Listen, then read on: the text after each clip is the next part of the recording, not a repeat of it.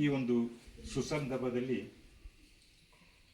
ಈಗ ಪ್ರಭಾಕರ್ ಸ್ವಾಮಿಗಳು ಪ್ರತಿಯೊಂದು ಇತಿಹಾಸ ನೋಡಿದ್ರೆ ಅದನ್ನು ಕ್ಲೀನಾಗಿ ಒಂದು ಅಬ್ಸರ್ವ್ ಮಾಡದ ಸಂದರ್ಭದಲ್ಲಿ ಮನುಷ್ಯನಲ್ಲಿ ಅವನಿಗೊಂದು ಆತ್ಮ ಇದೆ, ಒಂದು ಮನಸ್ಸಿದೆ, ಅವನು ಮಾಡೋ ಕಾರ್ಯಗಳನ್ನ ಸರಿಯಾಗಿ ಸದ್ಗತಿಯಿಂದ ಪರಮಾತ್ಮ ಎಲ್ಲಿದ್ದಾನೆಂದರೆ ಅವನ ಆತ್ಮದಲ್ಲಿ ಇದ್ದಾನೆ.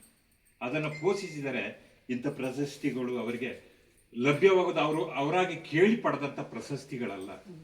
ಅವರು ಮಾಡಿರತಕ್ಕಂಥ ಕಾರ್ಯ, ಅವರು ಮಾಡಿರ್ತಕ್ಕಂಥ ನಿಷ್ಠೆ ಕರ್ನಾಟಕ ರಾಜ್ಯದಲ್ಲಿ ಅವರು ಎಲ್ಲೂ ಕೇಳಲಿಲ್ಲ. ಕರ್ಕೊಂಡು ಹೋಗ್ಬೇಕಾದ್ರೆ ಮನಸ್ಸಿನಲ್ಲಿ ಇರತಕ್ಕಂಥ ಒಂದು ದೈವ ಶಕ್ತಿನ ಪೂಜೆ, ಅದನ್ನು ಆತ್ಮೀಯವಾಗಿ ಬೆಳೆಸಿಕೊಂಡಂಥ ರೀತಿಯೇ ಅವರಿಗೆ ಈ ಒಂದು ಸ್ಥಾನದಲ್ಲಿ ನಿಲ್ಲಿಸಿದೆ. ನಮ್ಮಲ್ಲಿಯೂ ಕೂಡ ನಾವು ಹೇಳ್ತೇವೆ, ಆಧ್ಯಾತ್ಮಿಕವಾಗಿ ಅಂತಲ್ಲ, ನಮ್ಮಲ್ಲಿ ಪ್ರತಿಯೊಬ್ಬ ವ್ಯಕ್ತಿಗಳಲ್ಲಿ ಒಂದು ದೈವ ಶಕ್ತಿ ಇದೆ. ಅದನ್ನು ಪೋಷಿಸಿ ಬೆಳೆಸಿ ಅದನ್ನ ನಡೆ, ನುಡಿ, ಆಚಾರ, ವಿಚಾರ ಪ್ರತಿಯೊಂದು ವಿಷಯದಲ್ಲಿ ದೇವರನ್ನ ಕಾಣದೆ ಹೋದ್ರೆ ನೀವು ಯಾವುದನ್ನು ನಿರೀಕ್ಷಿಸಬೇಡಿ. ನಿಮಗೆ ತಕ್ಕಂಥ ಪ್ರತಿಫಲ, ನಿಮಗೆ ತಕ್ಕಂಥ ಶಕ್ತಿ, ನಿಮಗೆ ತಕ್ಕಂಥ ಪೋಸ್ಟ್ ಕೊಟ್ಟೇ ಕೊಡುತ್ತೆ.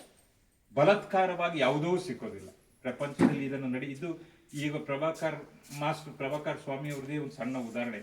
12ನೇ ವರ್ಷದಲ್ಲಿ ಅವರಿಗೆ ಮನಸ್ಸಿರಲಿಲ್ಲ, ಅವರಿಗೆ ತಿಳಿ, ಆದ್ರೆ ಶಕ್ತಿ, ಒಂದು ಶಕ್ತಿ ಅವರನ್ನ ಪ್ರೇರೇಪಿಸಿದೆ. ನೀವು ಈ ದೇವಸ್ಥಾನಕ್ಕೆ ಸಂಬಂಧಪಟ್ಟು ಇದು ನಿಮಗೆ ಸಂಬಂಧಪಟ್ಟಂತ ದೇವಸ್ಥಾನ ಅಂತೇಳಿ. ಹಾಗಾಗಿ ಆ ದೇವರು ಕೊಟ್ಟಂತ ವರ 12ನೇ ವರ್ಷದಲ್ಲಿ ಪರಿಸ್ಥಿತಿ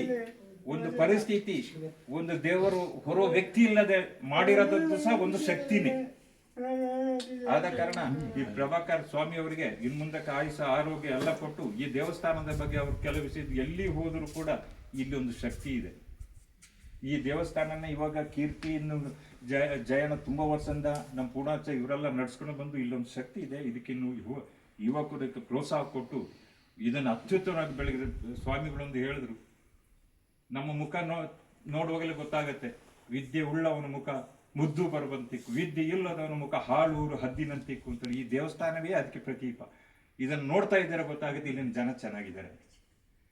ಇದನ್ನ ಹೇಳಿ ನನ್ನ 2 ಮಾತನ್ನು ಮುಗಿಸ್ತೀನಿ.